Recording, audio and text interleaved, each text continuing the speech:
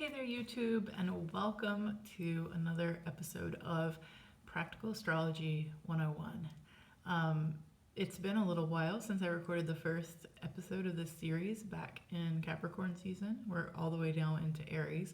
Obviously, a lot has happened collectively and also in my life. You can check out other videos on this channel to learn more about that. So, apologies that I haven't put up any astrology content in a while, but we're back. Here we are. So in the last video that I actually posted on this channel, I talked a little bit about astrology and tarot in COVID-19. And obviously COVID-19 is on all of our minds at the time that I'm recording and posting this. And so today's episode is going to focus on a little bit on that kind of environment as well. In that video that I last posted, I talked a little bit about the order of signs in the zodiacal wheel. So if you look at your birth chart, or if you just look at a blank wheel of the zodiac, you have all the signs arranged in a wheel, and the wheel always moves, so the direction for, well, most things, not nodes, but pretty much everything else, is going to be this way, counterclockwise. I had to think for a second, counterclockwise.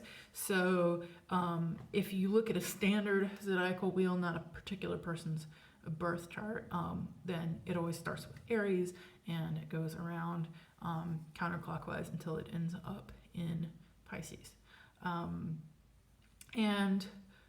So Aries would be on the left side, which is where it starts, and then it goes around. If you look at your own birth chart, you'll see your rising sign on the left side, and so Aries is wherever Aries would fall after that. So for example, I have Aries at the very top in the 10th house for me. And that's going to vary person to person. But if you look at your wheel, one thing you might notice is the order of things that show up in your chart. So this isn't something that's like super emphasized. I don't think I haven't really heard people talk so much about the order of how things occur, but I talked a little bit in that last video about my kind of speculations on what it might mean that, for example, I have my sun in Pisces and my Mars in Aries. So what does it mean? You have sun in this kind of Pisces energy, and then it comes into Mars in this Aries energy. So it can be interesting to look at your chart and kind of see how things follow. What is very common in astrology is to look at things like, where do you have blank spaces? If you look at your chart, where are there no planets or points?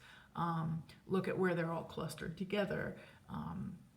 Look at things like the general shape. So do you have everything on kind of one side?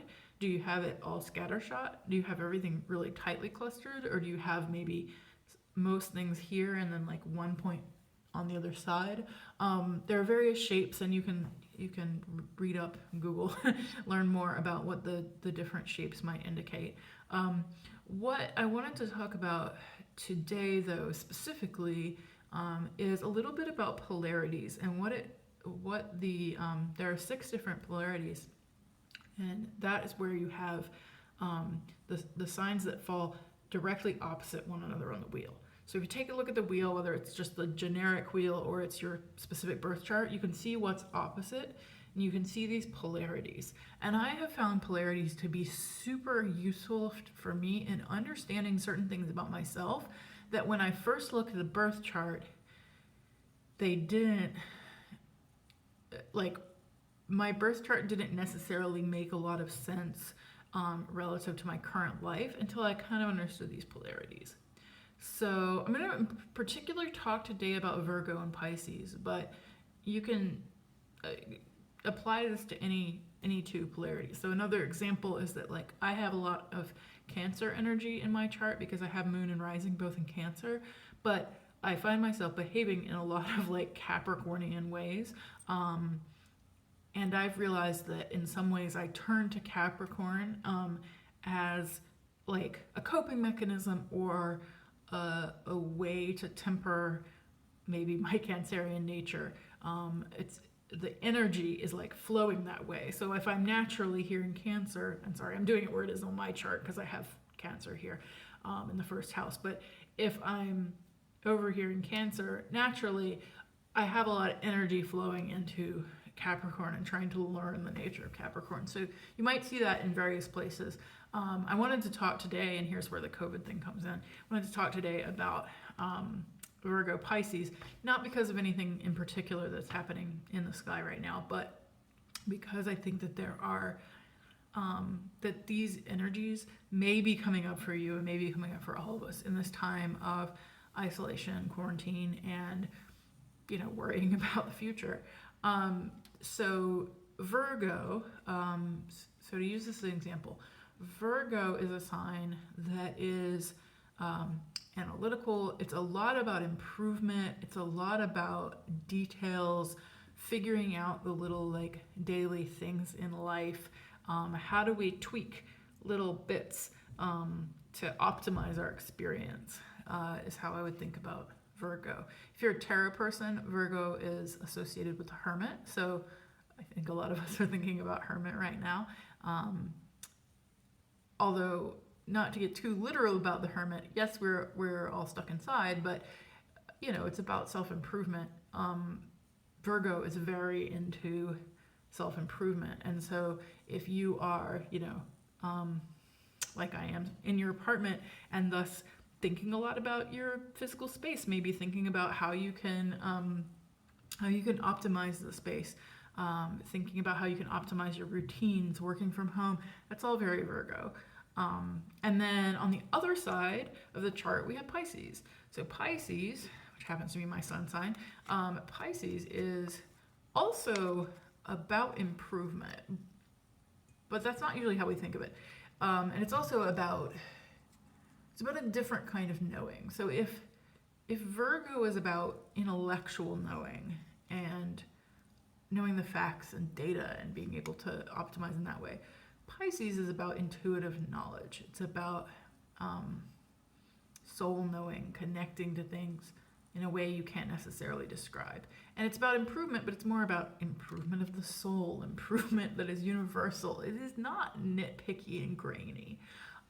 So when you look at any of these polarities, these oppositions, you find a similar theme in each of them, but they're in very different ways. So if Virgo and Pisces, I think, are both have to do with knowing and they have to do with improving, but on a very different plane. And so I never really related to my Pisces sun growing up. And I was really surprised when I first looked at my birth chart and saw that there is nothing there in Virgo. Virgo is empty for me. But I think that the energy, I think of myself as a very Virgo in certain ways. If y'all subscribe to my channel, which you should if you're not already, but if you subscribe to my channel, you've seen my spreadsheets. There's a little bit of Virgo going on there. But I think it is because I'm pouring some of this energy, or one explanation for it might be, because astrology isn't everything, but I think pouring some of this energy from the Pisces into the Virgo, and vice versa. And so it's easier for me to live in a Virgo space. But as I get older, and because it's my sun sign, again, your sun sign, you tend to kind of grow into, especially after age 30. So as I get older, I think I'm more and more acknowledging the Pisces part of myself and how this tendency to want to improve things and know things, tweak things, doesn't just have to be in the brain, but it's also an intuitive thing. And it's also knowledge, through my tarot practice, learning more about my intuitive knowledge, which then leads me to think about improvement in a different way. So that's just one example. Take a look at your chart. Again, you can always pull up your chart on astro.com for free, and you'll see this wheel. You'll see a bunch of little symbols that are in different portions of the wheel in different signs. If you look at the bottom and the left, it should spell out what those symbols mean, so you can see what the planets are and what signs they're in. And so take a look. If you have a lot clustered in a particular sign, take a look at what's on the other side. Are there points or planets there? Is it empty? Do you relate to that opposite sign? Maybe more, maybe not necessarily more, but maybe you feel that there's some energy in your life that's going towards the traits of that sign, in addition to the one that you actually have stuff in. Or you might be more balanced and you could look at the specific planets that show up in the opposing signs and how they might relate to one another. Like one thing that I find interesting is that my Mercury is in Pisces. Mercury is very comfortable in Virgo. So what does it mean that my Mercury is actually on the other side of the chart?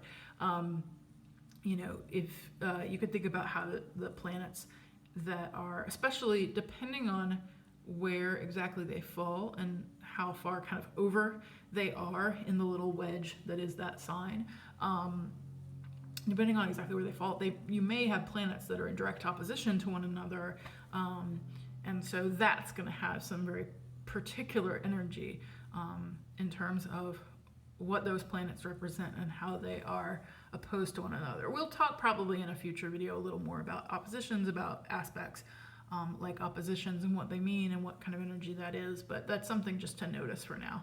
So if you enjoyed this kind of content, don't forget to subscribe. Leave a comment below. Let me know if there's something going on in astrology that you want to know a little more about, concepts in astrology that you're curious about, and we'll see you in the next episode.